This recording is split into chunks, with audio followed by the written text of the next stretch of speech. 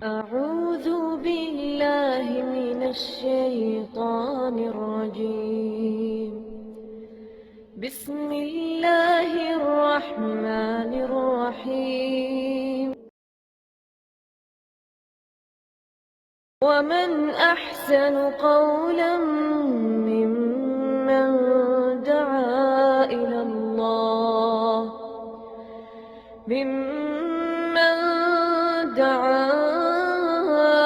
الله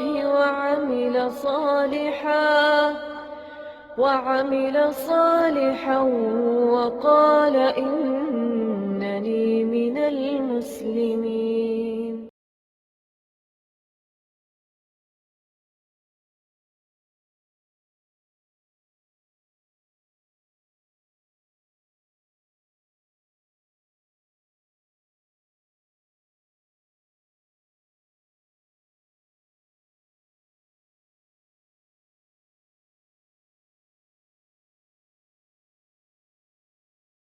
إن الحمد لله نحمده ونستعينه ونستغفره ونعوذ بالله من شرور أنفسنا ومن سيئات أعمالنا من يهده الله فلا مضل له ومن يضلل فلا هادي له وأشهد أن لا إله إلا الله وحده لا شريك له وأشهد أن محمدا عبده ورسوله. أما بعد فأعوذ بالله السميع العليم من الشيطان الرجيم وقوموا لله قانتين. سورۃ البقرہ کی آیت نمبر 238 کا یہ چھوٹا سا ٹکڑا ہے آخر سے کہ اللہ کے سامنے عاجزی کے ساتھ عاجز ہو کر کھڑے ہو جاؤ. اس آیت کی بنیاد پر گزشتہ درس میں ہم نے نماز کے ارکان یا فرائض ذکر کیے تھے اور موٹی موٹی گنتی جو تھی وہ تھی 12. جیسا کہ آخر میں شاید دوبارہ کسی نے پوچھا تھا تو ان کو دہرایا بھی تھا. تو وہ موٹی موٹی گنتی جو ہے اس میں 12 ہی بنتے ہیں، لیکن اگر تھوڑا اس کو باریک کیا جائے تو پھر کچھ اضافہ ہو جاتا ہے. مثال کے طور پر رکوع کرنا ایک، اور رکوع میں پورے اطمینان سے رک جانا، ٹھہر جانا 2 ہو گئے، کیونکہ اطمینان کو نبی صلی اللہ علیہ وسلم نے باقاعدہ ایک واجب رکن یا ایک واجب قرار دیا ہے. اور اسی طرح ہی قومہ میں سمع اللہ لمن حمدہ کہتے ہوئے اوپر اٹھنا اور پوری طرح مطمئن ہو کر کھڑے ہو جانا، ٹھہر جانا، یہ بھی 2 ہو گئے. ایسے ہی سجدہ میں سجدہ کرنا اور سجدے کی حالت میں پوری طرح مطمئن ہو کر بیٹھ جانا، سجدے کی حالت میں پوری طرح مطمئن ہو جانا، یہ بھی 2.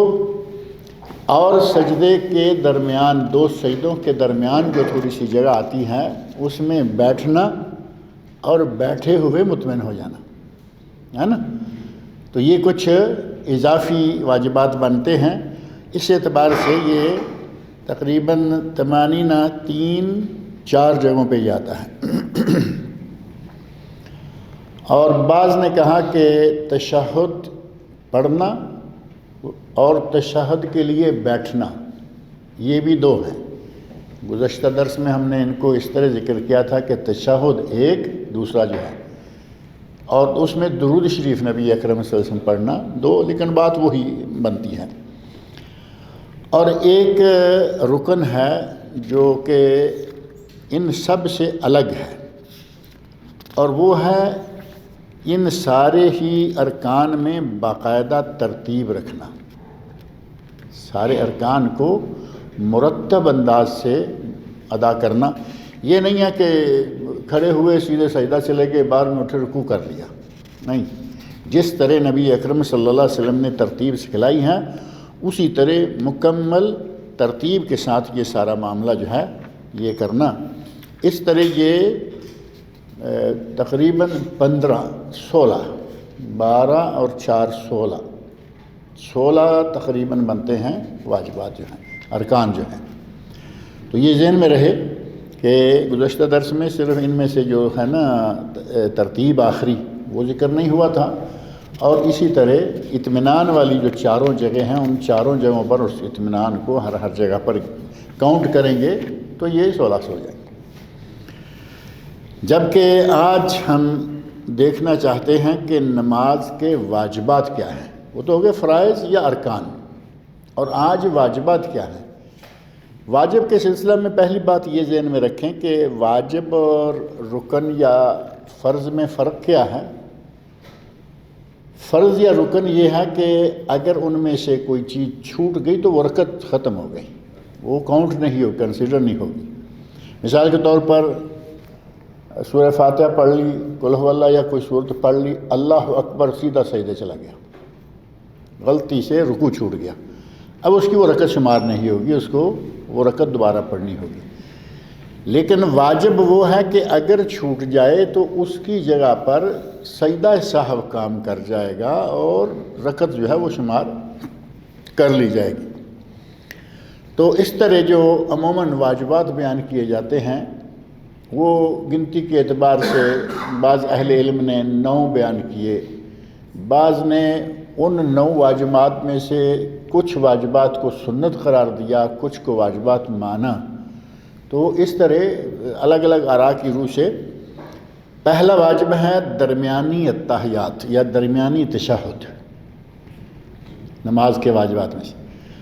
اگر ایک آدمی 2 رکعت کے بعد اس کو قاعدہ کرنا تھا، نہیں کر پایا اور تیسری کے لیے کھڑا ہو گیا، بھول گیا، اس کو لگا کہ شاید ایسے ہی ہے، تو اب یہ ایک واجب چھوٹ گیا۔ اس قاعدہ کے لیے بیٹھنے کے لیے اگر وہ بیٹھنے کی بجائے کھڑا ہونا شروع ہو گیا آدھے تک کے نیچے، یعنی ابھی اٹھنے کی تیاری میں ہے، پورا اٹھا نہیں، تو بیٹھ جائے، اور اگر پورا کھڑا ہو گیا ہے تو اب نہ بیٹھے، اب رکعت مکمل کرے تیسری، اور مکمل کرنے کے بعد آخر میں سجدہ صاحب 2 سجدہ سلام پھیرنے سے پہلے کرے تو اس کی وہ رکعت جو ہے وہ انشاءاللہ پوری ہو جائے گی۔ اس سلسلہ میں سنن نسائی اور مسند امام احمد میں صحیح سند کے ساتھ حضرت عبداللہ بن مسعود رضی اللہ عنہ سے ایک روایت ہے کہ نبی اکرم صلی اللہ علیہ وسلم نے ارشاد فرمایا اذا قعدتم فی کل رکعتین فقولوا، ہر 2 رکعت کے بعد جب تم بیٹھو تو یہ کہو التحیات للہ والصلوات والطیبات والسلام علیکہ ایھا النبی ورحمۃ اللہ وبرکاتہ، السلام علینا وعلی عباد اللہ الصالحین، اشہد ان لا الہ الا اللہ واشہد ان محمدا عبدہ ورسولہ۔ یہ ہو گئے التحیات کے کلمات، اور نبی صلی اللہ علیہ وسلم کا کہنا فقولو یہ امر کا صیغہ ہے، اسی کی وجہ سے التحیات کو پڑھنے کو، بیٹھنے کو فرض، دوسرے کو اور پہلے کو واجب، اور پڑھنے کو دوسری مرتبہ فرض قرار دیا گیا۔ ثم لیتخیر احدکم من الدعاء اعجبہ الیہ فلیدعو بہ ربہ عز وجل۔ اب التحیات کے بعد درود شریف پڑھے اور درود شریف کے بعد جو دعا اس کا جی چاہے مانگے، فلیدعو ربہ، اس دعا کے ساتھ فلیدعو بہ ربہ عز وجل۔ اب یہاں جو کلمہ ہے نا ثم لیختر، پھر وہ اختیار کرے۔ پہلے ایک دن یہاں بات چل رہی تھی کہ اگر کوئی آدمی اپنی زبان میں دعا کرنا چاہے، اسے عربی میں دعا نہیں آتی، قرآن کی نہیں آتی، حدیث کی نہیں آتی، ویسے بھی عربی نہیں آتی، تو وہ اپنی زبان میں اگر کرنا چاہتا ہے تو دعا کر سکتا ہے، لیکن افضل، بہتر اور صحیح تر شکل یہی ہے کہ وہ قرآنی، حدیثی اور عربی دعائیں جو ہیں وہ کرے۔ لیکن کچھ لوگوں نے کہا کہ کر ہی نہیں سکتا، صرف عربی میں بلکہ مسنون معصور دعائیں ہی ہونی چاہیے۔ اور میں نے ذکر کیا تھا کہ اس موضوع پر ہمارا ایک مضمون شائع ہوا تھا اردو نیوز میں، اس میں ہم نے ایک تیسری راہ جو اس میں دونوں اطراف کا معاملہ سیدھا ہو جاتا ہے وہ یہ ذکر کی کہ فرضوں میں صرف مسنون، اور نوافل وغیرہ میں نفل 2 پڑھیں، 4 سجدے ہوں گے، 4 سجدوں میں اپنی جس زبان میں چاہیں دعا مانگیں، تاکہ فرائض کی حد تک اختلاف ختم ہو جائے، نوافل میں گنجائشیں ہوتی ہیں۔ یہاں ایک بات اور ذکر کر دوں کہ ہمارے یہاں بڑے لوگ اس کو مسئلہ بنا کے بیٹھ جاتے ہیں، کہتے ہیں جی تم کہتے ہو کہ نبی صلی اللہ علیہ وسلم فوت ہو گئے ہیں، اور اگر نبی صلی اللہ علیہ وسلم فوت ہو گئے ہیں تو یہ السلام علیکہ ایھا النبی ورحمۃ اللہ وبرکاتہ کیوں آیا کہ اے نبی تم پر سلام، اے نبی تم پر سلام؟ تو اے نبی یا ایھا النبی یا السلام علیکہ یہ تو زندہ کے لیے کہا جاتا ہے۔ تو اس سلسلہ میں پہلی بات یہ ہے کہ یہ نبی اکرم صلی اللہ علیہ وسلم نے سکھلایا ہے، وہ سکھلائے ہوئے پہ ہم اس کو کر رہے ہیں۔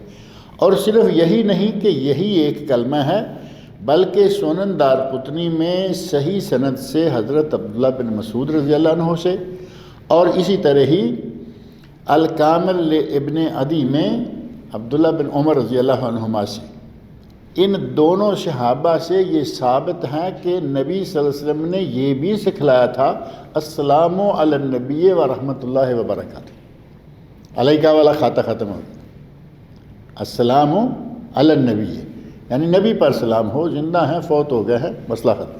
جب یہ چیز موجود ہے تو پھر اس میں مسئلہ ہی ختم ہو جاتا ہے کہ آپ حیات ہیں یا آپ وفات پا چکے ہیں۔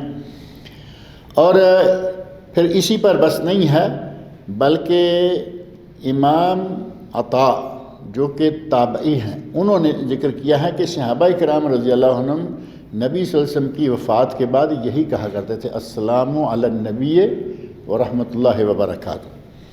اور فتح الباری میں حافظ ابن حجر اسقلانی رحمۃ اللہ علیہ نے اس کو ذکر کیا اور اس کو صحیح قرار دیا، اور علامہ البانی نے بھی اپنی کتاب میں ذکر کیا اور صحیح قرار دیا کہ یہ صحیح سند سے ثابت بات ہے کہ صحابہ نے السلام علیکہ کہنے کی بجائے وفات کے بعد السلام علی النبی کہنا شروع کر دیا تھا۔ اور یہ بات ام المومنین حضرت عائشہ صدیقہ رضی اللہ عنہا سے بھی ثابت ہے، وہ کہتی ہیں کہ صحابہ کرام نے نبی صلی اللہ علیہ وسلم کی وفات کے بعد یہ کہنا شروع کر دیا، اور یہ بات موطا امام مالک اور سنن کبریٰ بہقی میں صحیح سند کے ساتھ ثابت ہے۔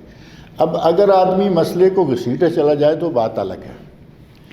احادیث میں موجود ہے کہ نبی صلی اللہ علیہ وسلم نے بھی سکھلایا تھا اپنی زندگی میں بھی السلام علی النبی کہو، یہ صحیح ہے کہ السلام علیکہ والی بات بھی ہے، ایک سیگا وہ ہے، ایک سیگا ہے السلام علی النبی، مسئلہ ختم ہو گیا۔ آپ کی زندگی میں بھی وہ کہہ سکتے تھے، بعد میں بھی کہتے رہے اور کہہ سکتے تھے۔ تو اس کو دلیل بنا کر اگر کوئی کہے نا کہ یہ تم السلام علیکہ ایھا النبی کہتے ہو تو نبی زندہ ہیں، اس سے دلیل نہیں بنتی۔ انک میت و انہم میتون، قرآن میں اللہ کہہ رہا ہے کہ آپ بھی وفات پا جائیں گے اور پہلے بھی سارے وفات پا چکے ہیں۔ لہذا اس اتحیات کے اس لفظ کو بنیاد بنا کر نبی صلی اللہ علیہ وسلم کو زندہ ثابت کرنے والی بات جو ہے نا، وہ محض ایک ڈھکوسلہ ہے جو مولویوں کا بنایا ہوا ہے۔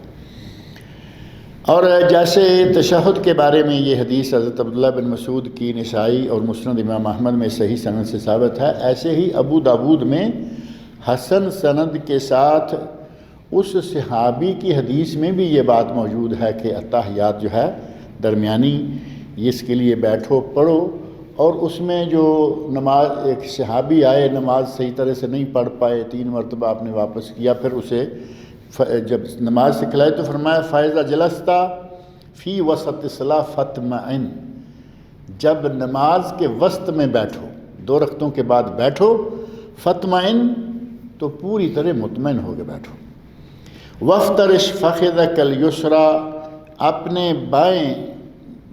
اپنی بائیں ران کو بچھا لو، ثم تشہد، اور اس کے بعد تشہد پڑھو، یعنی بائیں ران کو بچھا لو اور اس کے اوپر بیٹھ جاؤ، جیسا کہ اتحیات میں بیٹھا جاتا ہے۔ یہ ہے ایک واجب، اور دوسرا واجب ہے سترہ رکھنا۔ سترے کو ہم بالکل کوئی اہمیت نہیں دیتے، لیکن سترے کی اتنی اہمیت ہے کہ سب نہیں تو بہت سارے علماء نے اس کو واجب قرار دیا ہے کہ نبی اکرم صلی اللہ علیہ وسلم نے کبھی سترے کے بغیر نماز نہیں پڑھی۔ آپ اتنی پابندی سے کام کریں تو کیسے وہ عام سی بات ہوگی کہ ہم چاہیں تو کریں، نہ چاہیں تو نہ کریں۔ نمازی کو کسی دیوار کا، ستون کا، یا کسی لکڑی جیسے کہ یہاں مساجد میں بنی ہوئی ہے، اور شاید یہ پاکستان انڈیا میں بھی ہوں گی یہ سلسلہ جو ہے مساجد میں. تو اس طرح کوئی نہ کوئی چیز اپنے سامنے رکھ لینی چاہیے تاکہ دوسرے لوگ پھر بلا تکلف گزر سکے. اب کبھی ایسا ہوتا ہے کہ نمازی ایسی جگہ کھڑا ہے کہ وہاں سے بہت لوگوں کو ضرور گزرنا ہے, اب اس ایک کی وجہ سے پھنس گئے نا, تو اب وہ ستھرا رکھ کے پڑے, لوگوں کو گزرنے دے, لوگوں کے لیے آسانی ہو جائے گی, لوگوں کے لیے پریشانی کا سبب نہ رہے گا. اس سلسلہ میں سنن ابو داود اور نسائی میں صحیح سند کے ساتھ سہل بن ابو حسمہ رضی اللہ تعالی عنہ روایت کرتے ہیں کہ نبی اکرم صلی اللہ علیہ وسلم نے ارشاد فرمایا اذا صلی احدکم الی سترہ فلیدن منہا, جب تم میں سے کوئی سترے کے سامنے نماز پڑھے تو سترے کو قریب کر لے, یا اب خود سترے کے قریب ہو جائے. اب یہ نہیں کہ یہاں میں نماز پڑھنا شروع کروں, سترہ میں نے وہ کرسی والی جگہ پہ رکھا ہوا ہو, تو میں نے تو پھر لوگوں کے لیے بہت رکاوٹ پیدا کر دی نا. یعنی یہ ساری جگہ کے درمیان سے میں کسی کو گزر نہیں دے رہا, آگے سے نہیں, اپنے قریب رکھے, سجدہ کرے تو سترہ آگے پڑا ہوا. یعنی سجدے میں کتنا وقت, کتنی جگہ چاہیے, پاؤں سے لے کے سجدے کی جگہ, یعنی یوں سمجھیں کہ جتنی آدمی کا سر اور کمر ہوتی ہے ساری ملا کے اتنی لمبائی ہوگی. یہ ہے سترے کی جگہ, 2 ہاتھ 3 ہاتھ کر کے زیادہ سے زیادہ. تو اتنا سترا رکھنا جو ہے یہ اس کو واجب قرار دیا گیا کہ یہ واجب ہے, یہ رکھنا چاہیے. چنانچہ نبی صلی اللہ علیہ وسلم کا ارشاد ہے اذا صلی احدکم الی سترہ فلیدن منہا, جب تم سترے کے سامنے نماز پڑھو تو سترہ کے قریب ہو جاؤ. لا یقطع الشیطان علیہ صلاتہ, تاکہ شیطان تمہاری نماز نہ توڑے. اب سترہ رکھنے کا فائدہ یہ ہے کہ لوگ آگے سے گزریں گے تو جو حدیث میں معروف حدیث ہے کہ آگے سے آدمی, خاص طور پر اس حدیث میں ہے کہ عورت, گدھا اور کتا یہ آگے سے گزرے تو نماز توڑ دیتے ہیں, اور سترے کے بغیر آدمی کھڑا ہے تو اس کے سامنے سے کوئی نمازی کے سامنے سے گزرے گا, نمازی گناہگار بلا وجہ ہو جائے گا. سترہ اس نے جان بوجھ کے نہیں رکھا ہوا, تو اس میں اپنی ذمہ داری پوری کرتے ہوئے سترہ رکھے اور خود سترے کے قریب رہے تاکہ شیطان اس کی نماز نہ توڑے. یعنی نماز اس کی جو ہے وہ نہ ٹوٹے گی. دیوار ہو یا کوئی بھی ایسی چیز ہو اس کا سترہ بنا لینا ضروری ہے, اور اگر دیوار نہیں, لکڑی نہیں, کوئی جیسے راستے میں کہیں نماز پڑھتے ہیں, کوئی چیز گاڑ سکتے ہیں زمین میں, ریت پہ نماز پڑھنی ہے, مٹی میں نماز پڑھنی ہے, آپ کے پاس کوئی ڈنڈا ٹائپ چیز ہے, عصا ہے, اس کو زمین میں گاڑ لیں وہ بھی چلے گا, یا کوئی چیز اٹھا کے آگے رکھ لیں. اب مثال کے طور پر آپ کا کوئی سامان ہے, سامان کا ایک لفافہ ہے, معلوم ہے کہ وہ بھرا ہوا ہے, آگے رکھ لیں, بیگ آگے رکھ لیں. اتنا ہونا چاہیے کہ جتنا اونٹ کی کاٹھی, اونٹ کا جو ایک تو پالان ہوتا ہے نا ایسے ہی اوپر جسم کے اوپر لگا ہوا, ایک اس کے اوپر کاٹھی ہے جس کے اوپر بیٹھتے ہیں, پیچھے ٹیک بھی ہوتی ہے, وہ کم از کم اتنی اونچی ہوتی ہے. یہ سترے کی مقدار ہے کہ اتنی مقدار جو ہے وہ زمین سے اوپر ہونی چاہیے. وہ کسی بھی چیز کی آپ بنا سکتے ہیں. صحیح بخاری, مسلم اور ابو داود میں سہل بن سعد رضی اللہ تعالی عنہ سے روایت ہے کہ نبی اکرم صلی اللہ علیہ وسلم کے مصلی یعنی کھڑے ہونے کی جگہ اور دیوار کے درمیان بقدر ایک بکری کے گزرنے کی جگہ تھی. اب وہ جگہ وہی ہوگی نا, جیسے آدمی بیٹھتا ہے تو سجدہ کرنے کے لیے کتنی جگہ چاہیے, یعنی آپ کے کھڑے ہونے اور سترے کے درمیان ایک بکری کے گزرنے کی جگہ تھی. ایک بکری جو ہے وہ گزر سکتی تھی, اتنا لمبا نہیں کہ اپنے سترے کو دور تک جا کے رکھ دیں. اور صحیح بخاری میں حضرت ابن عمر رضی اللہ عنہما بیان کرتے ہیں کہ نبی اکرم صلی اللہ علیہ وسلم جب عید کے لیے نکلتے تو اپنے ساتھ ایک بھالا لے کے جاتے ہیں. بھالا وہ نیزہ جس میں آگے لوہا ہے, پیچھے لکڑی کا ڈنڈا سا بنا ہوتا ہے, وہ اپنے ساتھ لے کے جاتے, اور جب آپ نماز پڑھنے لگتے تو آپ اس بھالے کو اپنے سامنے گاڑ لیتے. اب وہاں تو چونکہ اور کوئی چیز ممکن نہیں ہے, وہ ریت ہے جو بھی جگہ ہے اس میں گاڑ لیتے, لوگ آپ کے پیچھے ہوتے. اور نبی صلی اللہ علیہ وسلم کا یہی معمول ہر سفر میں بھی تھا. سفر میں بھی آپ جب نماز پڑھتے تو بھالا ٹائپ کوئی چیز جو ہے اپنے سامنے گاڑ لیتے. اور صحیح مسلم میں طلحہ بن عبید اللہ کہتے ہیں کہ ہم نماز پڑھا کرتے تھے اور جانور ہمارے آگے سے گزرتے تھے. ہم نے اس بات کا ذکر نبی اکرم صلی اللہ علیہ وسلم سے کیا کہ نماز پڑھتے ہیں آگے سے بکری گائے بھینس کوئی نہ کوئی گزرتا رہتا ہے, تو نبی صلی اللہ علیہ وسلم نے ہمیں حکم دیا مثل مؤخرۃ الرحل تکون بین یدی احدکم, تمہارے سامنے اونٹ کی کاٹھی کے برابر کوئی چیز ہونی چاہیے. وہ چیز کوئی بھی ہوگی, بیگ ہوگا, بکچی ہوگی, کچھ بھی ہوگا, وہ رکھ لیں. ثم لا یضرہ ما مر بین یدیہ, اب اس کے آگے سے کچھ بھی گزرتا رہے اسے کوئی نقصان نہیں ہوگا. اور صحیح بخاری میں حضرت عبداللہ بن عمر رضی اللہ عنہما بیان کرتے ہیں کہ جب وہ کعبہ کے اندر داخل ہوتے تو منہ کے رخ سیدھے ہی چلے جاتے. کعبہ شریف کے اندر داخل ہوتے, دروازہ تو ذرا ایک ہی ہے نا, تو اندر داخل ہوتے سیدھے ہی وہ چلے جاتے, بڑھتے چلے جاتے حتیٰ کہ دروازہ ان کے پیچھے ہو جاتا اور وہ آگے بڑھتے حتیٰ کہ ان کے سامنے والی دیوار آ جاتی. اب اس دروازے سے داخل ہوں گے تو سامنے یہ دیوار آئے گی نا, اس دیوار کے قریب جا کر وہ کھڑے ہو کر نماز پڑھتے, جبکہ اس دیوار کا اور ان کے کھڑے ہونے کا فاصلہ 3 ہاتھ یعنی 1 میٹر کر لیا. میرا خیال 3 ہاتھ 1 میٹر ہو جائے گا نا, کم و بیش 1 میٹر ہوتا تھا.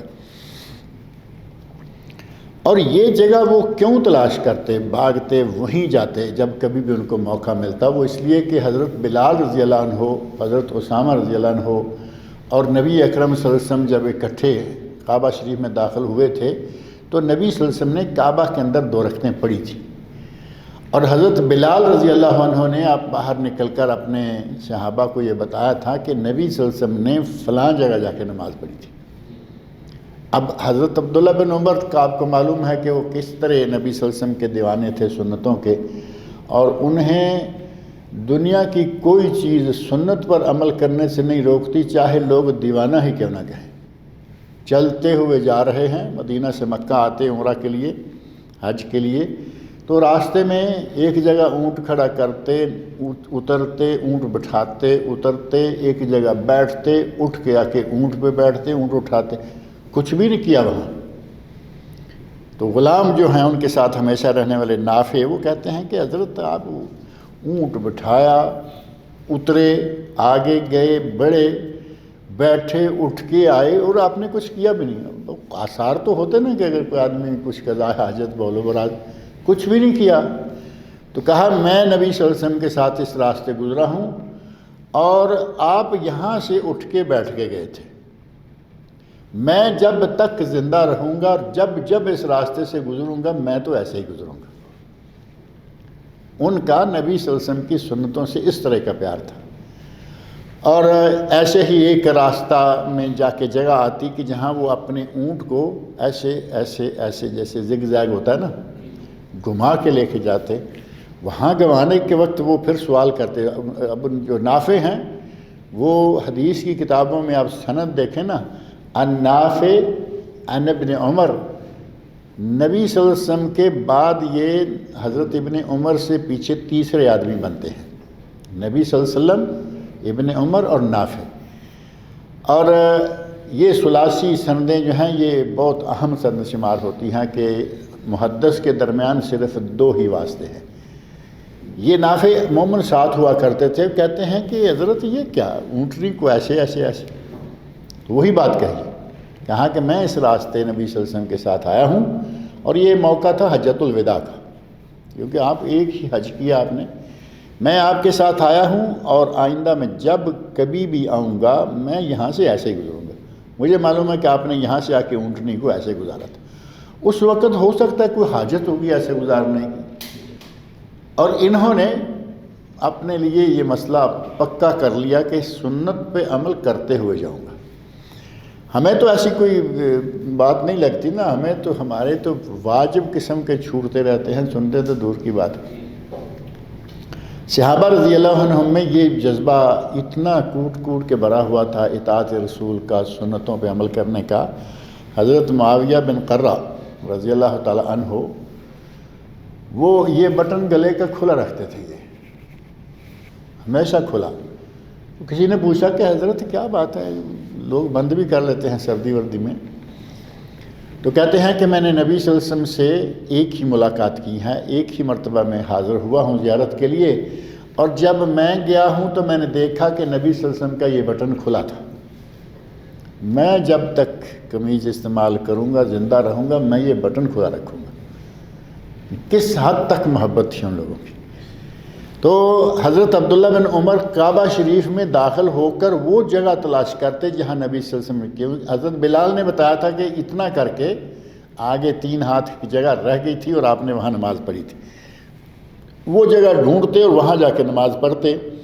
تو اس کا معنی یہ بھی ہوا کہ بیت اللہ میں انہوں نے خود بھی کہہ دیا کہ بیت اللہ میں داخل ہو کر کسی جگہ کسی طرح منہ کر کے نماز پڑھ لیں، کوئی حرج نہیں، کیونکہ بیت اللہ تو وہاں اندر، آپ اندر ہیں بیت اللہ کے، ادھر کریں دیوار بیت اللہ کی، ادھر کریں دیوار بیت اللہ کی، ادھر کریں دیوار بیت اللہ کی، لیکن نبی صلی اللہ علیہ وسلم نے وہاں پڑھی اس لیے کوشش کر کے وہاں پڑھتے تھے۔ اب اس میں یہ اس بات کی طرف اشارہ ہے کہ انہوں نے گویا کہ کوشش کی کہ دیوار کے قریب جا کر پڑھیں تاکہ سترے کی شکل جو ہے وہ بھی قائم ہو جائے۔ اور عموماً یہ 2 چیزیں جو ہیں موٹی موٹی، سترہ رکھنا اور درمیانی تشہد، یہ 2 چیزیں واجب شمار کی جاتی ہیں نماز کی۔ اور بعض اہل علم نے، جن میں سے صحیح و فقہ سنہ ایک کتاب ہے 4 جلدوں میں، انہوں نے کوشش کی ہے کہ قرآن اور صحیح حدیث سے جو مسائل ثابت ہوں وہ ذکر کیے جائیں۔ تو انہوں نے جو واجبات ہیں ان میں سے الاستفتاح، جو دعا ہوتی ہے نا سبحانک اللہم و بحمدک کا اوپننگ دعا، اس کو واجب شمار کیا۔ اعوذ باللہ من الشیطان الرجیم، یہ پڑھنے کو واجب شمار کیا۔ بعد 7 دلائل ذکر کیے، فَإِذَا قَرَأْتَ الْقُرْآنَ فَاسْتَعِذْ بِاللَّهِ مِنَ الشَّيْطَانِ الرَّجِيمِ، اللہ نے حکم دیا ہے۔ اور آمین کہنے کو واجب قرار دیا۔ تکبیرات انتقال، یعنی جب بھی آپ اٹھیں بیٹھیں کوئی بھی ایک حرکت سے دوسری طرف جائیں تو اللہ اکبر کہتے ہوئے جائیں، ان کو بھی واجب قرار دیا۔ رکوع سے اٹھنے کے لیے سامع اللہ لمن حمدہ کہنے کو واجب قرار دیا۔ پھر ربنا لک الحمد کہنے کو واجب قرار دیا۔ رکوع میں اور سجدوں میں تسبیح پڑھنا، اس کو بھی واجب قرار دیا۔ پہلے تشہد کو، جیسا کہ یہاں بھی یہ بات آئی، واجب قرار دیا۔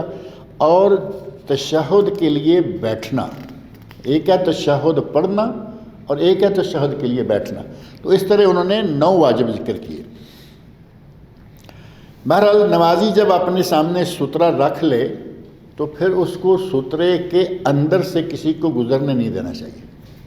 سترے کا فائدہ تو تب ہے نا، سترہ رکھا ہوا ہے، نمازی کو خود دیکھنا چاہیے کہ سترے کے پار سے گزرے۔ لیکن اگر کوئی سترے کے اندر سے گزرنا چاہتا ہے اور اس نے کہا کہ میں تو اب چونکہ باندھا گیا ہوں میں تو حرکت نہیں کروں گا، آپ نے وہ اندازہ کیا ہوگا کبھی، امام اور مقتدی کھڑے ہیں، اب امام سمجھدار ہے اور لوگ چاہتے ہیں کہ امام کو آگے نہ کریں کیونکہ اس کی ایک حیثیت ہے، کھڑا رہے، مقتدی کو پیچھے کھینچے۔ مقتدی کو کیونکہ ہمارے مولوی صاحب نے پکایا ہوا ہے کہ جب تم کھڑے ہو جاؤ تو پھر زمین پہ ایسے ہو جیسے پاؤں گاڑ دیا، وہ پیچھے کھینچتا ہے، یہ آگے کو کھینچتا ہے، وہ پیچھے کھینچتا ہے، آگے کھینچتا ہے، عجیب سا منظر بعض دفعہ دیکھنے کو ملتا ہے۔ تو یہ انداز نہیں، لیکن یہ کہ جب آپ کے آگے سے آدمی گزرنے لگا، آپ نماز پڑھتے پڑھتے کم از کم اتنا تو کر سکتے ہیں نا کہ اس کو اشارہ کریں، بہت نہیں، صرف اتنا بھی کر دیں گے تو وہ سمجھ جائے گا کہ یہ روک رہا ہے، پھر بھی آگے بڑھتا ہے، پھر آپ ہاتھ سے روک سکتے ہیں، اور اس سے نماز پر کوئی فرق نہیں پڑے گا۔ جب نبی صلی اللہ علیہ وسلم حکم دیں گے، پتہ نہیں ہمارے مولوی کو کیا تکلیف ہے کہ وہ بالکل ہاتھ نہیں ہلانے دے گا، پاؤں نہیں ہلانے دے گا۔ اللہ کے نبی نے فرمایا روکو، بلکہ آپ حدیث سنیں تو آپ کو تھوڑا سا تعجب ہوگا کہ اتنا حکم دیا نبی صلی اللہ علیہ وسلم نے۔ صحیح مسلم میں حضرت عبداللہ بن عمر رضی اللہ عنہ فرماتے ہیں، اذا کان احدکم یصلی فلا یدع احدا یمر بین یدیہ، جب تم میں سے کوئی شخص نماز پڑھ رہا ہو تو اپنے آگے سے کسی کو نہ گزرنے دے۔ فَإِنْ أَبَى فَلْيُقَاتِلْهُ، یہ گزرنے سے روکتا ہے، وہ نہیں رکتا، اس سے لڑائی کرو، قتال کرو، جنگ کرو، اس کو ہر حال میں روکو۔ فَإِنَّ مَعَهُ الْقَرِينَ، اس کے ساتھ شیطان ہے، یعنی اس کے ساتھ شیطان لگا جو اس کو آگے سے گزارنے کے چکر میں تاکہ نماز ٹوٹے۔ اور دوسری حدیث میں کہا کہ یہ آدمی نہیں، یہ شیطان ہے، اس حدیث میں مسلم میں ہے کہ اس کے ساتھ شیطان لگا ہوا ہے. صحیح بخاری اور صحیح مسلم میں حضرت ابو سعید خدری رضی اللہ عنہ کی حدیث ہے.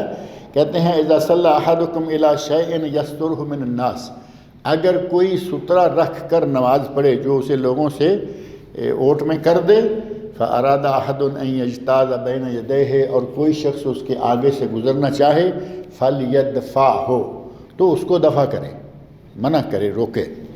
فإن ابا، اگر وہ نہ رکے، انکار کرے، فلیقاتلہ، تو اس سے جھگڑا کرے، یعنی لڑائی کرے، روکے، زبردستی روکے. اب وہ بڑا آسان ہوگا کہ آپ نے پہلے تو ایسے کیا، وہ نہیں رک رہا، پھر آپ نے تھوڑا سا اس کے، اب ظاہر کے آگے سے نکلنے لگا ہے تو اس کے سینے پہ ہاتھ رکھ کے روک سکتے ہیں. پھر بھی آگے دھکیلتا ہے تو پھر ذرا تھوڑا ہمت کر کے اس کو دکھائیں کہ میں نماز پڑھ رہا ہوں اور میں نبی صلی اللہ علیہ وسلم کی سنت پہ عمل کرتے ہوئے تیرا علاج نماز کے دوران ہی کر دوں گا. پھر تھوڑا سا اچھا جھٹکا دیں اس کو تاکہ اسے پتہ چلے کہ میں کیا کر رہا ہوں اور مجھے کیوں روک رہا. آپ فرماتے ہیں کہ اگر وہ انکار کرے، فَلْيُقَاتِلْهُ فَإِنَّمَا هُوَ شیطان، یہ شیطان آدمی ہے جو آگے سے گزرنے کی کوشش، روکنے کے باوجود نہیں رک رہا، یہ شیطان ہے، اس کو روک. اب رہا مسئلہ یہ کہ اگر کسی نے اپنے سامنے سترہ نہ رکھا ہوا ہو، لیکن سترہ رکھا ہوا ہے، آگے سے روک لیتا ہے، آگے سے لوگ گزر رہے ہیں سترے کے باہر سے، ٹھیک ہو گیا. لیکن اگر کسی نے سترہ نہیں رکھا ہوا، اب اس کے سامنے سے گدھا، عورت اور کالا کتا یہ گزر جائیں تو نماز ٹوٹ جاتی ہے. گدھا اور عورت یہ تو ہوا، صحابی کہتے ہیں کہ چلو جی گدھا عورت گزرنے سے نماز ٹوٹ جاتی ہے. عورت بھی بالغ، یعنی اگر وہ بالغ نہیں ہوئی، چھوٹی عمر کی بچی ہے تو کوئی بات نہیں، بالغ عورت ہو جس کو حیض شروع ہو چکا ہو. صحابی کہتے ہیں کہ یا رسول اللہ یہ کتے کا کیا مسئلہ ہے، اور اس میں کالا کہا گیا ہے، والکلب الاسود. تو یہ راوی حدیث کہتے ہیں کہ جب مجھ سے یہ پوچھا گیا تو میں نے کہا یا ابن اخی، اے میرے بھتیجے، جس نے سوال کیا وہ ظاہر ہے کہ چھوٹا ہے. کہا سألت رسول اللہ صلی اللہ علیہ وسلم کما سألتنی، جس طرح تو نے مجھے پوچھا ہے نا اسی طرح میں نے بھی نبی صلی اللہ علیہ وسلم سے پوچھا تھا کہ یا رسول اللہ یہ گدھے اور عورت کی بات تو ہوئی، تو کالے کتے کی کیا بات ہے؟ کالا اور پیلا اور لال، اس پیلا، کالا اور لال، یہ کالے پیلے کا کیا مسئلہ ہے؟ یعنی کتے میں سے کالا کیوں گنا گیا ہے؟ تو نبی اکرم صلی اللہ علیہ وسلم نے ارشاد فرمایا الکلب الاسود شیطان، کالا کتا شیطان ہوتا ہے. یعنی شیطان اور جنات اکثر کالی بلی اور کالے کتے کے روپ میں وہ آتے ہیں. اگر یہ آئیں تو یہ نماز توڑ دیتے ہیں. اب بکثرت احادیث میں یہ بات موجود ہے کہ یہ نماز توڑ دیتے ہیں، اور صحیح بخاری اور صحیح مسلم میں، صحیح بخاری میں باب ہے، باب من قال لا یقطع الصلاۃ شیء، کوئی بھی چیز نماز نہیں توڑتی. بخاری میں ایک باب ہے کہ کوئی چیز نماز نہیں توڑتی، جبکہ بعض احادیث میں یہ بات موجود ہے کہ کالا کتا اور یہ چیزیں جو اسے ابھی ہمارے سامنے یہ حدیث ہے، مسلم اور ابو داود کی حدیث ہے. یہ عبداللہ بن سامت کہتے ہیں کہ جناب ابو ذر غفاری رضی اللہ عنہ سے روایت کہ یہ تین چیزیں نماز توڑ دیتی ہیں. وہ بخاری شریف والی حدیث جو کہ مسلم میں بھی ہے، اس میں ہے کہ لا یقطع الصلاۃ شیء، کوئی چیز نماز کو نہیں توڑتی. اب یہ حدیث بھی بخاری میں ہے، مسلم میں ہے، ابو داود، دارقطنی، سنن کبریٰ بیہقی، معجم طبرانی اور علامہ ہیثمی نے اس کو حسن درجے کی قرار دیا ہے. اور اسی طرح حضرت عبداللہ بن عمر سے موطا امام مالک میں حدیث ہے، انہوں نے اس کو صحیح سند کی قرار دیا ہے. اور حضرت علی، حضرت عثمان غنی، حضرت ابن عمر رضی اللہ عنہما، ان سے صحیح سند سے ثابت ہے لیکن موقوفاً کہ کوئی چیز نماز توڑتی نہیں. یعنی آگے سے نمازی کے آدمی گزر جائے گا، اب نمازی کا اس میں کوئی قصور ہے؟ نمازی کا تو کوئی قصور نہیں ہے نا، وہ آیا ہف اور دف اور نکل گیا، اس کی نماز نہیں ٹوٹے گی. لیکن جب اس کے سامنے سے گزر جائے گا تو کیا ہوگا؟ اس کے دل میں ایک غصہ سا آئے گا کہ یہ میری نماز کے، وہ غصہ آیا تو اس کی نماز میں اس کے خشوع میں فرق آ گیا نا. یہ خشوع میں فرق آ جانا جو ہے نا وہ یہاں اصل مراد ہے. اور بعض اہل علم نے کہا کہ یہ ایسے جو خشوع والی اور یہ وہ دلیلیں یا تعلیلیں ہیں یہ کسی صحیح سند سے ثابت نہیں ہیں، لہذا وہی ٹھیک ہے کہ ٹوٹ جاتی ہیں. جبکہ علامہ ابن قیم رحمۃ اللہ علیہ نے اپنی کتاب زاد المعاد میں بھی اس بات کو ذکر کیا کہ جو حدیثیں اس موضوع پر صحیح ہیں وہ صریح نہیں، اور جو صریح ہیں وہ صحیح نہیں. لیکن علامہ عبد القادر ارناؤت اور ان کے بھائی ہیں شعیب ارناؤت جو کہ بہت بڑے بڑے محدث گزرے ہیں، انہوں نے زاد المعاد کی تحقیق کی ہے، اس پہ شرح بھی لکھی ہے. تو انہوں نے تفصیل کے ساتھ یہ باتیں ذکر کر دیں کہ علامہ ابن قیم نے جو کہا ہے نا کہ صریح ہیں صحیح نہیں، صحیح ہیں تو صریح نہیں، بات ایسے نہیں ہے. صحیح اور صریح حدیثیں موجود ہیں جن سے پتہ چلتا ہے کہ نماز ٹوٹ نہیں جاتی بلکہ خشوع کم ہو جانے کی وجہ سے ثواب میں کمی ہو جاتی ہے. لہذا اگر کوئی اپنے سامنے کچھ ایسی چیز رکھے ہوئے ہیں اور سامنے سے کوئی بھی آدمی گزرتا ہے، کتا، گدھا، عورت گزرتی ہے، تو نماز کو ٹوٹا ہوا شمار نہ کر لے، نماز پڑھے اور اس میں جو کمی بیشی ہوئی ہوگی اللہ تعالیٰ اس کو قبول کرے گا، معاف کرے گا. یہ بات حضرت عائشہ رضی اللہ عنہا کے سامنے کی گئی. کہا گیا کہ اس طرح نبی صلی اللہ علیہ وسلم نے فرمایا ہے کہ اگر نمازی کے آگے سے کوئی گزر جائے تو اس وقت گزرنے والوں میں سے کتا، گدھا اور عورت، تو حضرت عائشہ رضی اللہ عنہا جیسے آدمی ناراض ہوتا ہے، سن کر ناراض ہوئی کہ تم نے ہمیں کتے گدھے کے ساتھ ملا دیا. تین گنتی کریں گے، کتا، گدھا اور عورت. عورت ہے، انسان ہے، کتا گدھا دونوں جانور ہیں. گدھا تو گدھا رہا، کتا تو بالکل ہی دور چلی گئی. تو کہا تم نے ہمیں کتے گدھے کے ساتھ، جانوروں کے ساتھ ملا دیا ہے.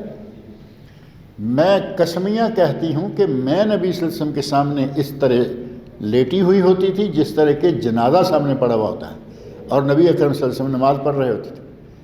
یعنی اس طرح کیسے کہو گے کہ آگے عورت گزر گئی تو نماز ٹوٹ گئی؟ میں تو سامنے آپ کی لیٹی ہوئی ہوتی تھی. آپ جگہ تنگ ہونے کی وجہ سے آپ میرے ایسے پاؤں کے ہاتھ اوپر ہاتھ لگاتے، میں اپنی ٹانگیں اکٹھی کر لیتی، آپ سجدہ کر لیتے، اٹھتے، میں پھر ٹانگیں اپنی کھول لیتی. تو ان کا مقصد یہ ہے کہ تم نے ہمیں جانوروں کے ساتھ ملا دیا ہے، یہ کیسے ہو سکتا ہے؟ تو اس بات کو لے کے اور ان صحیح روایات کو اور موقوف صحیح سند سے ثابت احادیث کو، آثار کو لے کے یہ بات طے ہے کہ نماز ٹوٹتی نہیں لیکن خشوع پہ اثر آتا ہے، اور اس کی وجہ سے کچھ اجر و ثواب جو ہے وہ کم ہو جاتا ہے. تاہم نمازی کے آگے سے گزرنا حرام ہے. یعنی ایک آدمی ہمارے یہاں آپ نے دیکھا ہوگا نماز کے بعد وہ بالکل پرواہ نہیں کرتے، سلام پھرنے کی دیر بھاگتے. جو امام کے پیچھے کھڑا تھا وہ اٹھ گیا، اب اس نے ایسے بھاگنا ہے کہ نماز کو پڑھ رہا ہے نہیں پڑھ رہا ہے، نکلا. کچھ لوگ ابھی اٹھ کے فرض پڑھ رہے ہیں، ان کے آگے سے نکل جائے گا. کچھ تھوڑے جلد باز ہوتے ہیں، ضرورت مند ہوتے ہیں، جلدی اٹھ کے سنتے شروع کر دیتے ہیں، ان کے آگے سے بھی نکل جائے. بعض مسجدوں میں ایک بڑا اچھا سسٹم ہوتا ہے. ابھی جہاں ہم نے نماز پڑھی ہے عشاء کی راستے میں، ایسی بہت مسجدیں ہیں، ایک بھی نہیں، بہت مسجدیں ہیں کہ انہوں نے سائیڈ میں پورا ایک راستہ بنایا ہوا ہوتا ہے. جس کو نکلنا ہے اٹھے ادھر جائے اور باہر نکل جائے، کوئی نمازی کے آگے سے گزرنے کی نوبت، کیونکہ جہاں سے وہ گزرے گا اسے معلوم ہے کہ ابھی لوگ بیٹھے ہیں. سلام پھیرا، اٹھ کے باہر نکلے اور نکل جائے، بہت اچھا. لیکن اگر پتہ ہے کہ نماز شروع ہو گئی، کوئی نماز پڑھنا شروع ہو گیا، اس کے آگے سے گزرنا منع ہے، حرام ہے اور بہت بڑا گناہ ہے. صحیح بخاری صحیح مسلم میں حضرت عبداللہ بن حارث انصاری رضی اللہ عنہ بیان کرتے ہیں کہ نبی اکرم صلی اللہ علیہ وسلم نے ارشاد فرمایا، لو یعلم المار بین یدی المصلی ماذا علیہ، اگر نمازی کو پتہ چل جائے کہ، اگر نمازی کے آگے سے گزرنے والے کو پتہ چل جائے کہ آگے سے گزرنے کا کتنا گناہ ہے، لا یاقف ولو 40، وہ کھڑا رہے چاہے 40 تک۔ اب صحابی کہتے ہیں لا ادری، قال ابو نضر جو راوی ہیں وہ کہتے ہیں لا ادری قال 40 یوما او 40 شہرا او 40 سنہ، مجھے نہیں معلوم کہ یہ 40 دن ہیں، 40 مہینے ہیں، 40 سال ہیں۔ آپ نے 40 کے ساتھ بات کو روک دیا۔ یعنی اگر پتہ چل جائے کہ نمازی کے آگے سے گزرنا اتنا گناہ ہے، آدمی 40 سال چھوڑ دو، 40 مہینے بھی چھوڑ دو، 40 دن بھی چھوڑ دو، 40 گھنٹے بھی چھوڑ دو، 40 منٹ بھی کھڑا رہے تو کتنی بڑی بات ہے۔ 40 منٹ انتظار کرے گا، آگے سے نہیں گزرے گا، کیونکہ اتنا گناہ ہے نمازی کے آگے سے گزرنے کا۔ امام کے آگے سترہ پڑا ہوا ہو اور مقتدیوں کے آگے، تو ظاہر ہے کہ ہر بندے کے آگے تو سترہ نہیں ہونا چاہیے نا، ہر بندے کے آگے نہیں، نمازی کا سترہ سارے لوگوں کے لیے کافی ہے۔ اب امام نماز کھڑی کر دی، جماعت کھڑی ہو گئی، امام نے نماز شروع کر دی، ایک آدمی بعد میں آیا، اسے کچھ نمازیوں کے آگے سے گزر کر کہیں جگہ بنتی نظر آ رہی ہے، گزر جائے، لیکن یہ کہ جگہ ہو، وہاں جا کے نماز پڑھ لے، کوئی حرج نہیں ہے۔ آپ حرم میں ایسا دیکھیں گے کہ جماعت کھڑی ہو گئی اور جگہ جگہ پہ صفوں کی صفیں خالی پڑی ہوئی ہیں، ایسے وقت میں آپ آگے سے گزر کے جہاں بھی چاہیں کھڑے ہو جائیں، آپ کی نماز کا، آپ کو وہ گناہ والی بات نہیں ہوگی، کیونکہ امام کے آگے سے جب جماعت ہو رہی ہے تو امام کے آگے سے گزرنا اگر سترہ ہے تو فابہا، نہیں تو اس کے آگے سے نہ گزرے۔ امام کا سترہ مقتدیوں کے لیے کافی ہوتا ہے۔ اس سلسلہ میں صحیح بخاری اور صحیح مسلم میں ایک حدیث ہے حضرت عبداللہ بن عباس رضی اللہ عنہما کی، جو نبی صلی اللہ علیہ وسلم کے چچا زاد بھائی ہیں اور ترجمان القرآن ہے عبداللہ بن عباس، جن کے بارے میں نبی صلی اللہ علیہ وسلم نے اللہ رب العزت سے دعا فرمائی تھی، اللہم علمہ الکتاب وفقہہ فی الدین، اے اللہ اس عبداللہ کو اپنی کتاب کا علم دے اور دین کی سمجھ عطا فرما۔ تو واقعتاً اللہ رب العزت نے انہیں کتاب کا علم دیا۔ تفسیر القرآن میں معتبر ترین تفسیر جو ہے وہ حضرت ابن عباس رضی اللہ عنہ کی، وہ کہتے ہیں کہ میں ایک گدی پر سوار ہو کر نبی صلی اللہ علیہ وسلم کے پاس آیا منا میں، اور آپ جماعت کروا رہے تھے، یعنی یہ حج کا موقع ہے، آپ جماعت کروا رہے تھے، میں گدی پر سوار ہو کر آیا۔ گدی یا گدے کی سواری کو کوئی تعجب سے نہ آدمی سمجھے، کیا گدے پہ سوار؟ نبی اکرم صلی اللہ علیہ وسلم نے گدے پر سواری کی ہے، اور یہ ان کے چچا زاد بھائی ہیں، وہ کہہ رہے ہیں کہ میں گدی پر سوار ہو کر آیا، یعنی وہ مؤنث گدی تھی، انہوں نے باقاعدہ صاف لفظ اتان کا عربی میں گدا حمار اور گدی اتان کہا کہ میں اپنی گدی پہ سوار ہو کر آیا۔ میں اس وقت بلوغت کے قریب تھا، یعنی ابھی بالغ نہیں ہوئے تھے، کہتے ہیں کہ میں بلوغت کے قریب پہنچا، جیسے آپ کہتے ہیں 15 سال کا بچہ بالغ ہوتا ہے، کہ میں 14 ساڑھے 14 سال کا ہو چکا تھا۔ نبی اکرم صلی اللہ علیہ وسلم منا میں لوگوں کو جماعت کروا رہے تھے، آپ کے سامنے کوئی دیوار نہیں تھی، یعنی آپ کے سامنے اس وقت کوئی دیوار نہیں تھی۔ میں صف کے ایک حصے کے آگے سے گزر کر آیا۔ آپ کا بھالا تو مشہور ہے نا کہ آپ بھالا گاڑ دیتے ہیں، دیوار کوئی نہیں، لیکن سترہ اپنی جگہ پہ رکھا ہوا۔ وہ کہتے ہیں کہ میں ایک صف کے آگے سے گزر کر کافی دور تک آگے آیا، گدی سے اترا، جہاں انہیں جگہ ملی وہاں جا کے وہاں تک گدی پہ بیٹھے ہوئے چلے گئے۔ اب دو چیزیں ہو گئی، انسان بھی گزر رہا ہے اور ساتھ میں گدی یا گدا تو ایک ہی بات ہے نا، گدی بھی گزر رہی ہے۔ کہتے ہیں کہ وہاں آ کر میں گدی سے اترا، میں صف میں شامل ہو گیا، گدی کو میں نے چھوڑا، وہ چرنے کے لیے چلی گئی، گدی چرنے کے لیے چلی گئی، اور اس پر مجھے کسی نے کوئی بھی بات نہیں کہی، کسی نے کوئی اعتراض نہیں کیا۔ ان کا کہنے کا مطلب یہ ہے کہ امام کے آگے سترہ ہے، امام کے آگے سے سترہ نہیں ہے، اس کے آگے سے نہیں گزرے، مقتدی امام جو ہے اس کا سترہ مقتدیوں کا سترہ ہے، امام کے آگے سترہ ہے، امام لوگوں کے آگے سترے کی شکل میں آ گیا۔ اب لوگوں کے سامنے سے گزر جائیں کوئی حرج نہیں، لیکن امام کے سامنے سے نہ گزریں۔ بعض لوگ آپ نے محسوس کیا ہوگا مسجد میں جن کو اس مسئلے کا تھوڑا علم ہے نا کہ سترہ ضروری ہے، سترے والے نمازی کے آگے سے گزرنا صحیح نہیں ہے، وہ پریشان ہو جاتے ہیں کہ اب میں کیا کروں، یہاں سے مجھے گزرنا ہے، یہ نماز پڑھ رہے جماعت کھڑی ہیں، آپ کسی بھی نمازی کے آگے سے جو اس جماعت میں شامل ہے نمازیوں کے آگے سے، صف کے آگے سے گزر سکتے ہیں، اس میں کوئی گناہ نہیں۔ اور یہ حدیث بخاری اور مسلم کی موجود ہے، نبی اکرم صلی اللہ علیہ وسلم نے یہاں جو نبی صلی اللہ علیہ وسلم موجود ہیں، صحابہ موجود ہیں اور کسی نے اعتراض نہیں کیا، اس کا معنی یہ ہوا کہ اس میں کوئی ایسا مسئلہ نہیں ہے۔ یہ تھے کچھ نماز کے واجبات، اور کچھ نماز کی سنتیں ہیں جو واجبات سے بھی کم درجہ۔ پہلا درجہ شرائط، دوسرا درجہ فرائض یا ارکان، تیسرا درجہ واجبات، اور چوتھا درجہ ہے سنتیں یا مستحبات۔ اور سنتوں اور مستحبات میں دو طرح کی چیزیں ہوتی ہیں، قولی اور عملی۔ قولی سنتیں بھی ہیں، عملی سنتیں بھی ہیں۔ تو قولی سنتوں میں سے پہلی سنت ہے دعائے استفتاح، سبحانک اللہم و بحمدک و تبارک اسمک و تعالی جدک و لا الہ غیرک، یا اللہم باعد بینی و بین خطایا، یہ دونوں مشہور دعائیں ہیں۔ ان دونوں میں سے کوئی بھی ایک جو ہے اس کو پڑھنا، یہ کہتے ہیں کہ قولی سنت ہے، یہ واجب نہیں۔ میں نے پہلے ذکر کیا کہ بعض اہل علم نے اس کو واجب قرار دیا، لیکن عموماً یہ کہا گیا کہ یہ واجب نہیں، یہ سنت ہے۔ اور اگر کوئی آدمی یہ نہیں پڑھتا تو اس کو سجدہ صاحب کی ضرورت نہیں ہے، اس کی نماز ہو گئی۔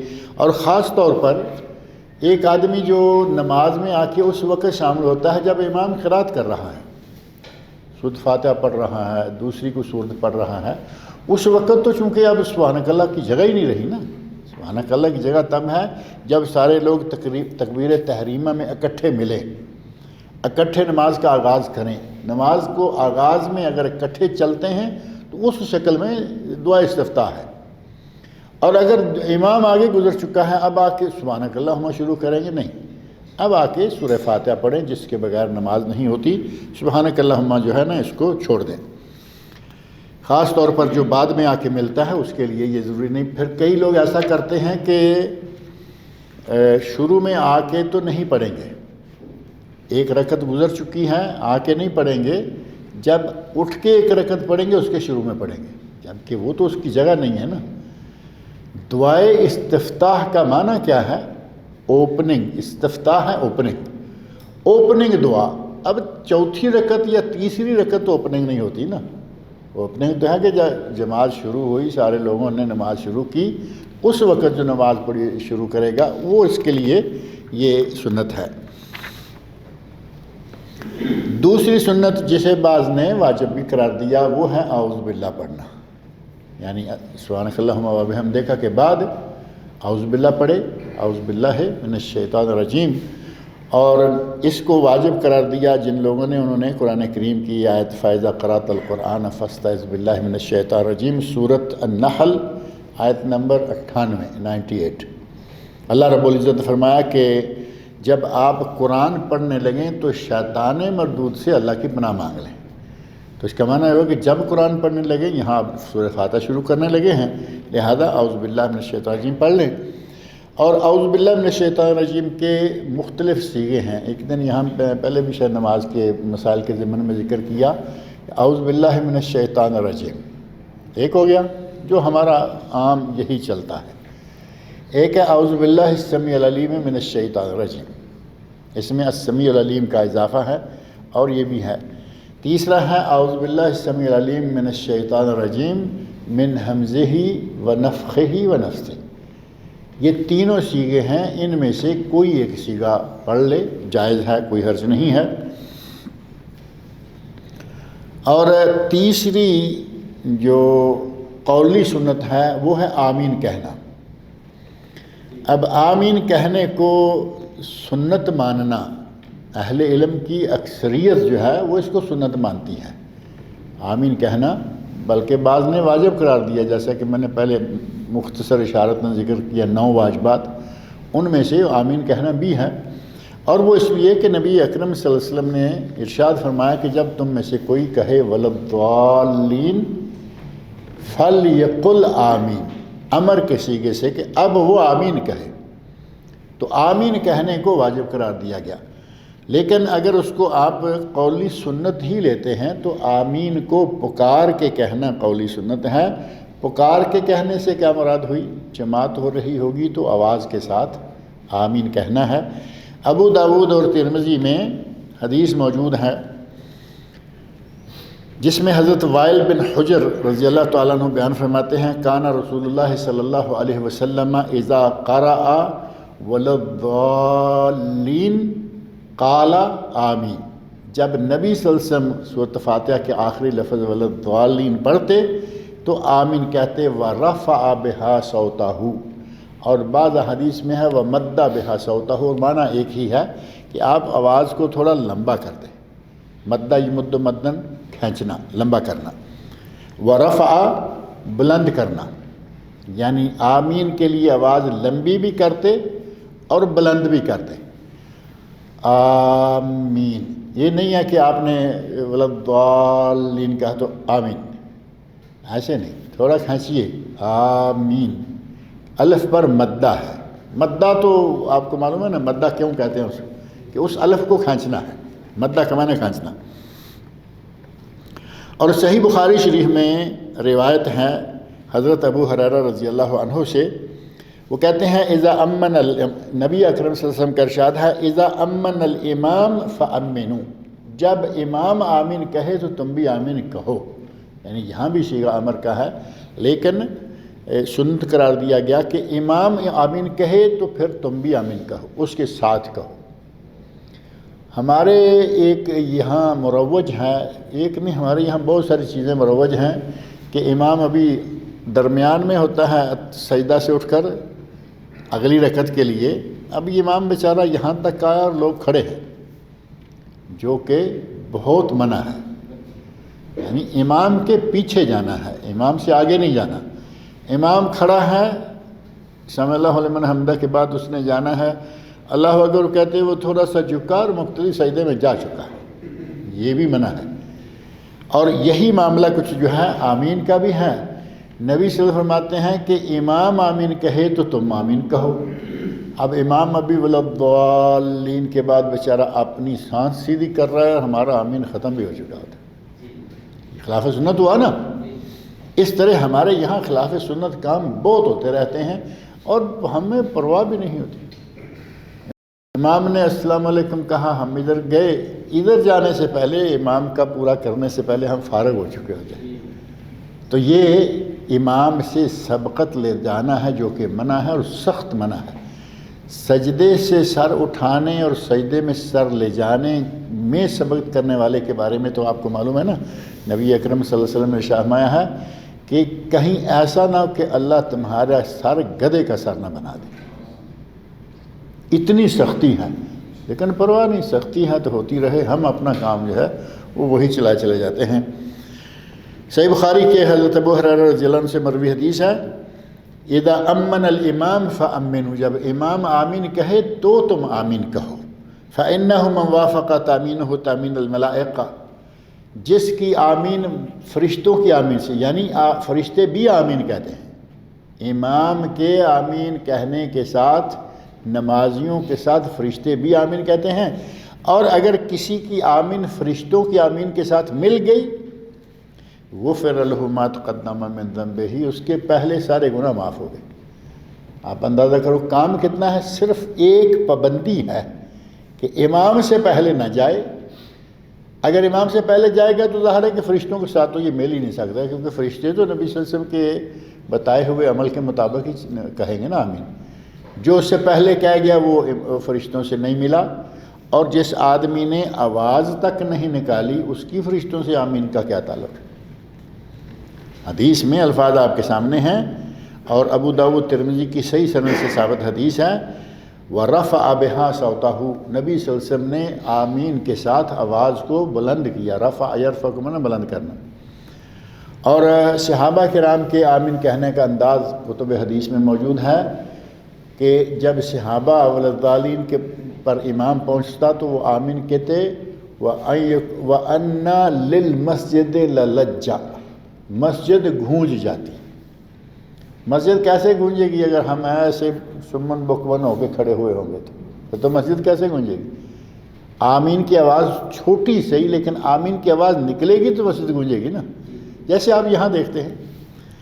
تو بعض لوگوں کو بڑا اس کے ساتھ اللہ واسطے کا ویر ہے، نبی کی سنت ہے، تم نہیں کرتے مان لیا نہ کرو۔ مان لیتے ہیں کہ تمہیں آمین کرنے کو بلند کہنے کو جی نہیں کرتا، ڈر آتا ہے، لوگ وہاں بھی کہنا شروع کر دیں، نہ کہو، لیکن کم از کم اس سے نفرت تو نہ کرو۔ آمین کہنے والے سے نفرت نہ کرو، وہ سنت پہ عمل کر رہا ہے۔ آمین سے نفرت نہ کرو، نبی اکرم صلی اللہ علیہ وسلم کی سنت ہے۔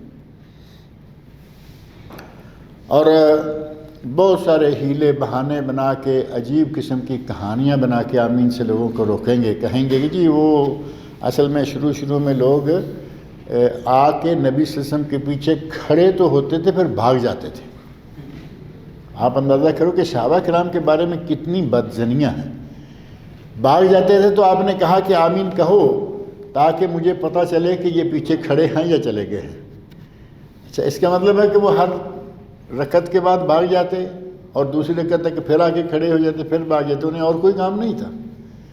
ایسی حماقتیں، ایسی عجیب باتیں، یہ جو رفع دین کی حماقت گھڑی ہوئی ہے، سنی ہوگی نا آپ نے۔ تو وہ جی اپنی بغلوں میں بت لے کے آتے تھے، آپ نے کہا کہ رفع دین کرو تاکہ بت گر جائیں۔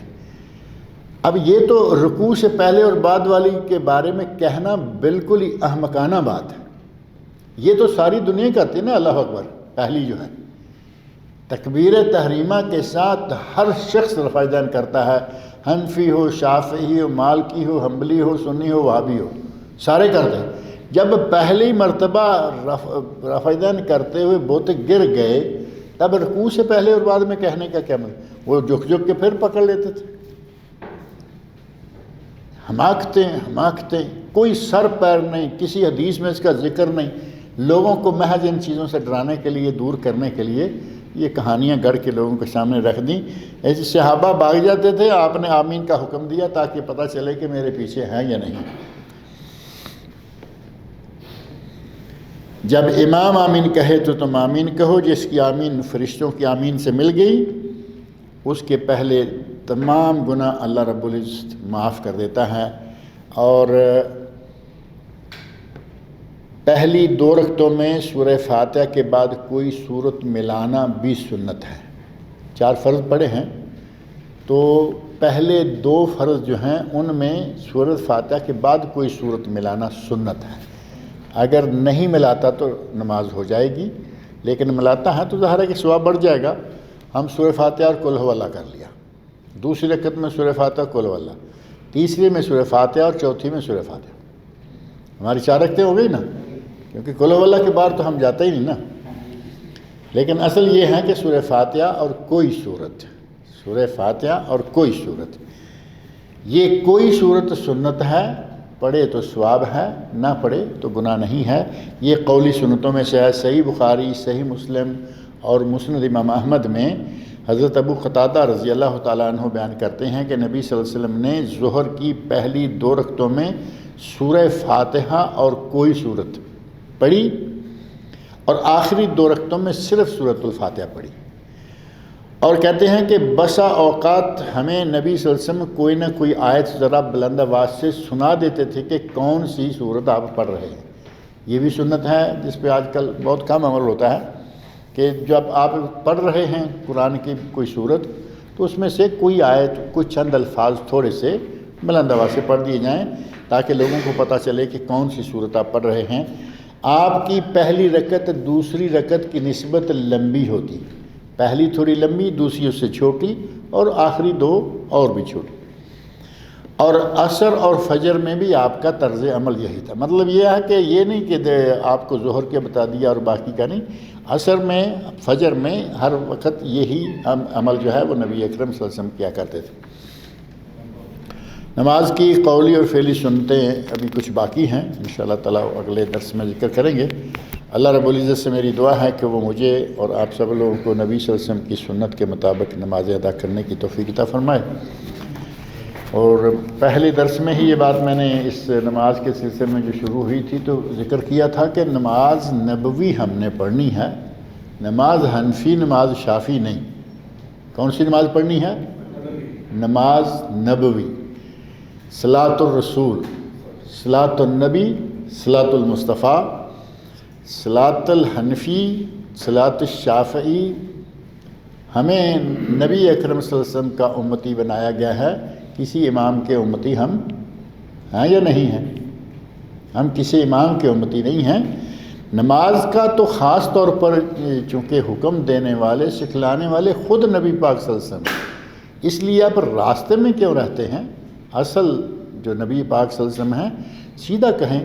ہماری مسجدوں میں باقاعدہ یہ اعلان موجود ہے، نام موجود ہیں، اور ہماری کتابوں پہ باقاعدہ یہ لکھا ہوا مل جاتا ہے جی حنفی نماز، شافی نماز، نماز نبوی جو کہ نبی صلی اللہ علیہ وسلم نے سکھائی۔ اور صحیح بخاری میں حدیث ہے، صلو کما رأیتمونی اصلی، نماز اس طرح پڑھو جس طرح کہ تم نے مجھے نماز پڑھتے دیکھا ہے۔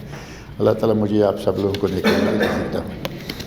اگر کوئی اس سلسلہ میں سوال ہے تو اب آپ سوال کر سکتے ہیں۔ نماز پڑھتا ہے، مانا ہوا ہے، اس کے سامنے سے کوئی جانور گزرا، وہ جانور سے یہ پتہ کہ اس سے مجھے نقصان پہنچ سکتا ہے، زہریلا جانور، سانپ، پھر اس کو کیا کرتے ہیں؟ نبی صلی اللہ علیہ وسلم نے شاہ فرمایا اقتلوا الاسودین فی الحرم والاحرام، دو کالے جانوروں کو احرام کی حالت میں بھی مار دو، حرم میں بھی مار دو، اور ان دونوں کے بارے میں کہا کہ نماز کے دوران بھی مار دو، نماز میں مار دو، حرم میں مار دو، احرام میں مار دو۔ اور وہ دو کالے جانور کیا ہیں؟ بچھو اور سانپ، یہی جو دونوں خطرناک جانور ہیں۔ بچھو ہیں، پاؤں ماریں ختم کر دیں، سانپ ہے آپ کو پتہ ہے کہ اتنا ہے کہ میں پاؤں ماروں گا تو کام چل جائے گا۔ اب ایسا بھی نہ ہو کہ پاؤں ماریں اور ننگے کھڑے ہیں نماز کے دوران سیدھا آ کے پنڈلی کو پکڑ لے۔ اب ہر چیز کو مارنے کے لیے کچھ صحیح طریقہ اختیار کرنا ہوگا نا، جس طریقہ سے مار سکتے ہیں۔ اگر آپ کو وہیں قریب ہی مارنے کا موقع آ گیا، بچھو تو خیر مارنا آسان ہو جائے گا، اس کو تو ایک ہی چاہیے، چاہے ابھی صحابہ کرام تو جوتا پہن کے نماز پڑھتے تھے، جوتے سمیت پاؤں ایک مرتبہ مار دیں گے تو بچھو گیا، جوتے سمیت پاؤں سانپ کے سر پہ مار دیں گے تو وہ بھی کیا۔ اب ہم چونکہ آج کل وہ جوتا نہیں رکھتے، بغیر جوتے کے ہوتے ہیں، اس لیے ایسا بھی نہ ہو کہ جائز پہ عمل کرتے کرتے ہلاکت کی طرف ہاتھ بڑھا لے۔ مارنے کا صحیح انداز جو ہے وہ اختیار کرے، اور ان کا نماز کے دوران مارنا جائز ہے۔ اور اگر زیادہ ہی باغ دوڑ کرنی پڑی، بھئی سانپ کے پیچھے بھاگنا پڑا، کہیں باہر جا کے مارنا پڑا، تو پھر نماز دوبارہ پڑھ لیں، کوئی حرج نہیں ہے، لیکن اس سے آپ کی نماز ٹوٹے گی نہیں، آپ کو کچھ ایسا نہیں ہوگا۔ مثال کے طور پر آپ نے 2 رکعتیں پڑھ لی ہیں، سانپ آ گیا، سانپ کو مار لیں، باقی کی دعا کے اسی طرح شروع کر لیں جیسے نبی صلی اللہ علیہ وسلم مسجد سے باہر نکل گئے وہ واپس آئے۔ دوسرا سوال یہ تھا کہ اگر آپ گھر میں ہیں تو خاص کر کے تہجد کی نماز جو گھر ہی میں ادا کرتا ہے، تو بیوی ہے ساتھ میں، تو اس کو ساتھ میں لے کے پڑھ سکتے ہیں؟ پڑھنے کیا طریقہ ہے؟ اگر اور بچیاں ساتھ میں ہیں اور بچے بھی ہیں، اگر بیوی کو ساتھ لے کے قیام اللیل کرنا ہے تو خوش نصیب جوڑی ہے یہ، نہیں تو عموماً ایسا ہوتا ہے کہ بیوی قیام اللیل میں ہے اور شوہر سو رہے ہیں، اور کہیں شوہر قیام اللیل میں بیوی سو رہی ہے۔ اگر بیوی میاں دونوں قیام اللیل میں ہوں، خوش نصیب جوڑی ہے، سعادت مند جوڑی ہے، ان کو باجماعت نماز پڑھنی چاہیے۔ لیکن باجماعت کا معنی یہ نہیں کہ میاں بیوی ہیں ان میں اب کیا پردہ ہے، نہیں، نماز میں ایسے نہیں کھڑے ہو سکتے، نماز میں ان کو ایسے کھڑے ہونا ہوگا، آگے پیچھے۔ بیٹی ہے، ماں ہے، بہن ہے، بیوی ہے، خالہ ہے، پھوپھی ہے، محرم ہے تو غیر محرم تو ساتھ کھڑی نہیں ہو سکتی نا۔ اگر محرم ہے کوئی بھی تو اس کو عورت کو پیچھے کھڑے ہونا گا، اکیلی ہے تو اس اکیلی کی صف کامل شمار ہوگی، مردوں کی اکیلے کی صف نہیں ہوتی نا، اس کو ساتھ آنا ہوگا۔ عورت کی اکیلے کی صف کامل ہے، اس کو پیچھے کھڑا کیا جائے۔ اور اگر قرآن مجید زیادہ یاد نہیں، میاں بیوی دونوں مل کے قرآن پڑھنا سننا چاہتے ہیں، تھوڑا لمبا قیام کرنا چاہتے ہیں، تو قرآن کریم کھول کر بھی پڑھ سکتے ہیں، چونکہ یہ نفل نماز ہے۔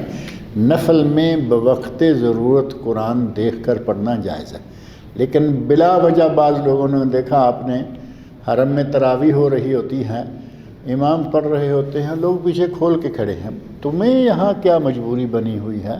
امام پڑھ رہا ہے آرام سے سنو۔ اگر وہ آدمی کھولے جس نے پیچھے سے لقمہ دینا ہے، مثال کے طور تم معقول بات ہے کہ بھائی مجھے بھی آپ بھول سکتا ہے، میں فالو کرتا رہتا ہوں، جہاں امام بھولے گا میں لقمہ دوں گا، وہ تو کھول لے۔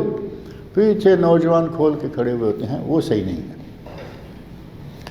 اگر بیٹیاں ہیں گھر میں، بیوی بھی ہیں، بہنیں بھی ہیں، یعنی بعض گھروں میں کافی لوگ ہوتے ہیں، بہنیں بھی ہوتی ہیں، بیٹیاں بھی ہوتی ہیں، بیوی بھی ہوتی ہے، تو اس گھر میں ماں بھی ہوتی ہے، ان سب عورتوں کو پیچھے رکھنا ہوگا، اپنے ساتھ کوئی نہیں۔ اگر کوئی بیٹا ہے تو اس کو اپنے ساتھ کھڑا کر لیں، اور اگر 2-3 بیٹے ہیں اور سمجھدار ہیں، بڑے ہو گئے ہیں، تو آگے امام، پیچھے یہ لڑکے، اور ان کے پیچھے عورتیں، جو ماں، بیوی، بہن، بیٹی سب اس میں شامل ہیں۔ اس طریقہ سے نماز جو ہے وہ صفیں بنائی جائیں گی اور باجماعت نماز قیام اللیل پڑھی جائے گی۔ یہ ایک سوال آپ نے ابھی فرمایا کہ نماز کی آگے سے اگر کالا کتا گزر جائے تو نماز باطل ہے، اور دوسرا آپ نے فرمایا کہ شیطان اور جنات کالی بلی اور کالے کتے کی شکل میں آتے ہیں، تو کچھ لوگ اس طرح کانسیپٹ بنائے کہ کالی بلی اگر رستہ کاٹ جائے، آگے سے گزر جائے تو پھر اس کو منحوس سمجھنا جائے، تو کیا واقعی وہ کالی بلی کا اس طرح یا کالے کتے؟ نہیں، وہ تو ہماری جو خرافات ہیں وہ تو اس میں ہے نا، اس میں کالی بھی شرط نہیں ہے، کہتے ہیں بلی رستہ کاٹ گئی، کالی ہے یا پیلی ہے، نیلی ہے یا ہری ہے، بلی رستہ کاٹ گئی، تو وہ خرافات میں ہے۔ یہ نمازی کے آگے سے کالا کتا گزرے، نبی پاک صلی اللہ علیہ وسلم فرمایا کہ یہ کالا کتا شیطان ہے، کالا کتا شیطان ہے۔ بلی کے بارے میں آپ نے نہیں فرمایا، اگر بلی کالی بھی ہو بالفرض، تب بھی نبی اکرم صلی اللہ علیہ وسلم نے بلی کے بارے میں تو یہاں تک فرمایا ہے کہ بلی کا جھوٹا پاک ہے، بلی دودھ میں منہ ڈال جائے اور تھوڑا پی جائے، باقی کا آپ پی لیں، اس کا جھوٹا پاک ہے۔ آپ نے فرمایا انہا من الطوافین علیکم والطوافات، یہ بلیاں جو ہیں یہ تو تمہارے گھر کے اندر ایسے ہیں جیسے گھر کا فرد ہے، بار بار آنے جانے، باہر نکلی اندر، اندر نکلی چھت پہ نکلی کمرے میں، کمرے سے نکلی کچن میں جا نکلی، اور وہاں دودھ پڑا ہوا ہے، اس نے اپنا حصہ پی لیا، باقی کا آپ پی لیں۔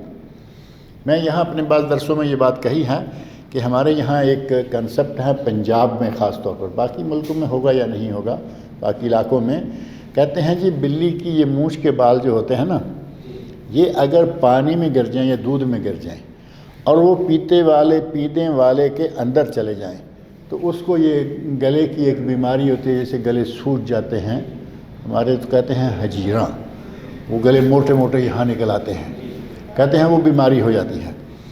میں کہتا ہوں کہ یہ بات بالکل 100% غلط ہے۔ اگر بلی کے بال کے اندر جانے سے بیماری لگ سکتی تو نبی صلی اللہ علیہ وسلم کبھی نہ کہتے کہ اس کا جھوٹا پاک ہے، کیونکہ نبی پاک صلی اللہ علیہ وسلم سے بڑا حکیم دنیا میں کون ہوگا۔ آپ نے فرمایا اس کا جھوٹا پاک ہے، اور حضرت عائشہ رضی اللہ عنہا کبھی کبھی ایسا کرتی ہیں کہ کسی برتن سے پانی بلی پینے لگی، برتن چوڑا ہے، پانی تھوڑا ہے، تو ایک طرف سے ایسے تھوڑا اٹھا کے اس بلی کی طرف اکٹھا کر دیتی کہ وہ وہاں سے آرام سے پانی پی سکے۔ نبی صلی اللہ علیہ وسلم نے بلی کے بارے میں بہت اچھے الفاظ کہے ہیں، انہا من الطوافین علیکم والطوافات، کہ یہ تو تمہارے بار بار آنے جانے، تمہارے گھر کے اندر تمہارے پاس آنے جانے والے، بار بار آنے جانے والوں میں سے ہیں۔ تو اس کے لیے ہم نے جو اتنا غلط اپنا رویہ بنایا ہوا ہے نا، یہ خرافات میں سے ہے کہ بلی رستہ کاٹ گئی تو کام نہیں ہوگا، واپس ہو جاؤ۔ پہلے کبوتر چھوڑتے تھے، ادھر گیا تو جاؤ، ادھر گیا تو واپس ہو جاؤ، وہ اسی طرح کی باتوں میں سے ایک یہ بھی ہے۔ اور بلی کو تو لوگوں نے بلا وجہ بدنام کر رکھا ہے، اس کا اس میں کوئی تعلق نہیں۔ ये हमारे सेक्रेटरी के साथ ही इस्लाम कबूल करना चाह रहे हैं। अहलन व सहलन, आ जाओ इधर आ जाओ। इस्लाम हम यहाँ कबूल करा देते हैं, लेकिन इस जो फार्मेलिटी है, ताहिर कुर्सी लेकर फार्मेलिटी के तौर पर इस्लामिक सेंटर में आपको फिर जाना आना। आइए।